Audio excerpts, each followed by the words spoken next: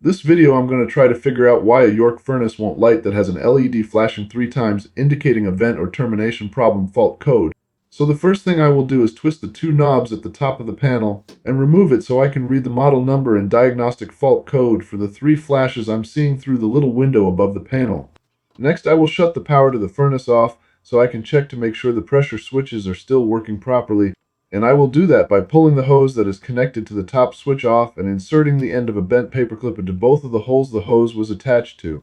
Then I will blow into the hose to make sure I am getting airflow and connect it back to the furnace and pressure switch so I can turn the power back on to see if it will ignite, which it does not and still throws the 3 red flashes for the same fault, so I will turn the power back off and continue to troubleshoot the problem. This is where I realize that the motor is really hot, which indicates that it's getting power, but not spinning, so I will take some needle nose pliers and grip the rod with the fan blades to see if I can move it.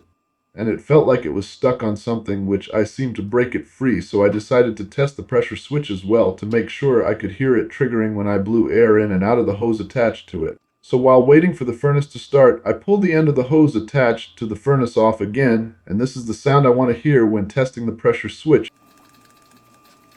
Since I can hear the switch trigger with airflow, I'll reconnect it to the furnace and continue to wait for it to start up. And after it does, I get the same 3 red flashes, so the last thing I do is check the airflow to see if it triggers the other 2 pressure switches, and both seem to work properly. But since this is not my furnace, I am not comfortable tearing it apart any further, so an HVAC service is called, and the technician quickly figures out the problem. Apparently, it's common for birds to seek heat through inlet pipes when it starts getting cold out, so one got sucked in, and that is why the motor wouldn't spin. So to prevent that from happening again, I ordered a termination vent cap, but it was a little too small, so I had to improvise on the installation by cutting a strip of thick vinyl and wrapping it around the cap. Then I just inserted the cap, and the vinyl wrapped around it into the pipe with the intention of using a caulk to replace the vinyl and fill in the gap later on. Hopefully this video has helped, and feel free to ask any questions that you still may have in the comments. Thank you for watching, and please like and subscribe for more quick and on-point videos.